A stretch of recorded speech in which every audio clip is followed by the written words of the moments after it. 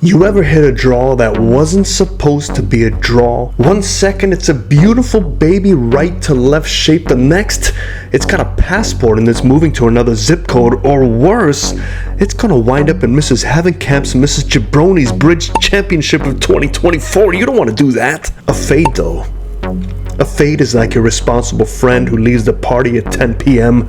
It stays in control and doesn't wake up in a stranger's bunker. So why on God's earth is a fade easier to control than a draw?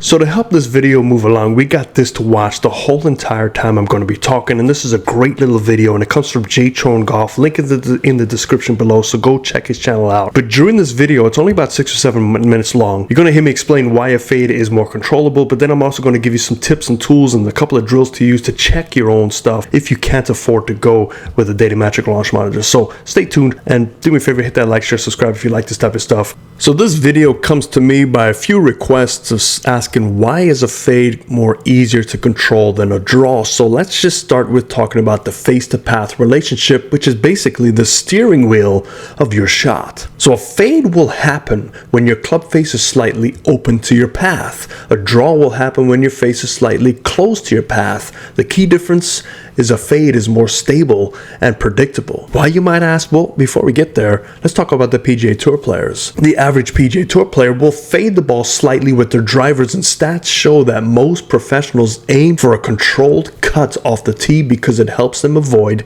big misses. But again, why? Well, TrackMan data shows that a fade has about 300 to 500 revolutions per minute more backspin than a draw. More backspin equals more control. Less backspin, as in a draw, equals more potential for a disaster if the club face is too closed. And let's get a little bit more deeper into the PGA Tour players. According to ShotLink data, over 70% of the world's top players prefer to hit a fade with a driver. Dustin Johnson, Jon Rahm, and Collin Morikawa are all fade-biased players, but even Rory McIlroy, a natural drawer of the ball, started hitting more fades to keep his driver under control. And why is this? Because a fade will launch higher, it will land softer, and it's easier to manage under pressure, all due to a slight more backspin increase. And why are professionals gravitating towards a fade? Well, it has to do with how far they actually hit the ball. 20, 25, 30 years ago, PGA Tour players were looking for more distance, so a natural draw was a shot shape. However, with a draw comes less backspin and more potential for bigger numbers. With today's technology and its current golf swing, players today are hitting the ball much further than they did before, so they can now sacrifice a little bit of that distance to gain more control. Now, you talk about major championships. Let's take a look at the leader of major championships, which is Jack Nicklaus. So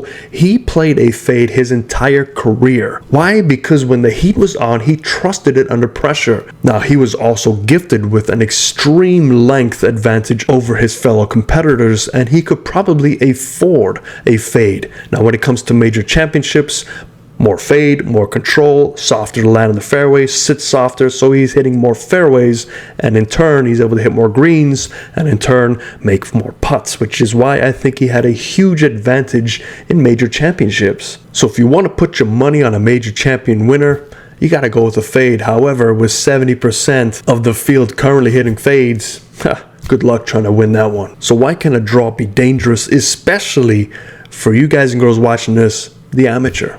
Well, the amateurs love the idea of a draw because it looks cool and it goes further, but here's the reality. A bad miss is worse. A small overdraw can turn into a snap hook, a ball that dies left and never stops rolling. A fade miss is a soft push or a block, which is much easier to play from. So draws have less spin, and that will equal more roll, and typically more roll into trouble, especially on firm fairways. So if you're like me and live in the desert in the summertime, good luck playing a draw because you will be battling the rattlesnakes. Now, there's a few ways you can test your path-face relationship. Number one is you can go to a facility that has any sort of Data Magic Launch Monitor. Make sure that they do have club tracking, because there's ball tracking and club tracking. The club tracking is significantly more, so if you can't afford it and you have one in your house, great, I might come and use it myself. But if you don't have one of these at home, you can go to a facility like Roger Dunn's have them, PGA Superstores, Dick's Sporting Goods. You can try them out, see what your club path and face relationship is to get a better idea. But if you don't have a facility like that near you,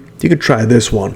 Go get a Dr. Scholl's foot spray or impact tape. I prefer foot spray to see where you're making contact, but you want to make sure you have an alignment stick on the ground parallel to your target, and you want to swing naturally, and you want to watch where the ball starts. Make sure you watch where it starts. If it starts too far left and hooks, that means your club face is shutting too much. If it pushes right and stays there, I mean your club face might be too open, but it has to do with your path as well. So to help tighten that path up, you need a gate drill. So you want to set up 2 tees about 2 feet in front of your ball, slightly wider than your ball's width, and you want to try and hit fades and draws through the gate. If you can't control your curve through the gate, your face path relationship isn't where it needs to be. You have to make sure you get it through the gate though, because at least if you get it through the gate, your path is somewhat relatively straight to its target, and then it comes down to your face angle. But if you can't even get it through the gate, you got to go check with one of us. We can help you get it through the gate. Which brings us back into why alignments is 100% crucial for any shot,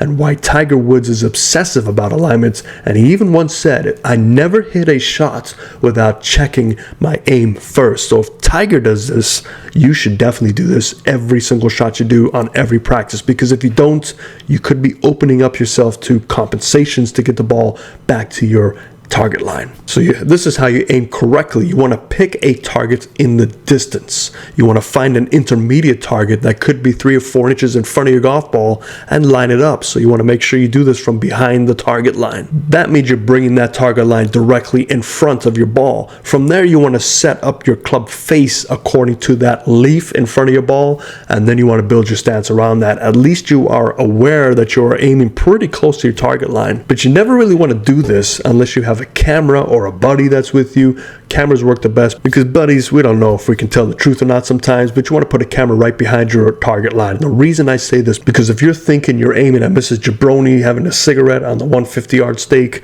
but you're really aiming 50 yards right at that, you are going to compensate your body to get that club back to your original target line, and that is going to be a severe path issue and a club face issue. Now, yes, you can time it every now and then and get away with it, but you don't want to send mixed messages to your body because you'll never really learn how to improve.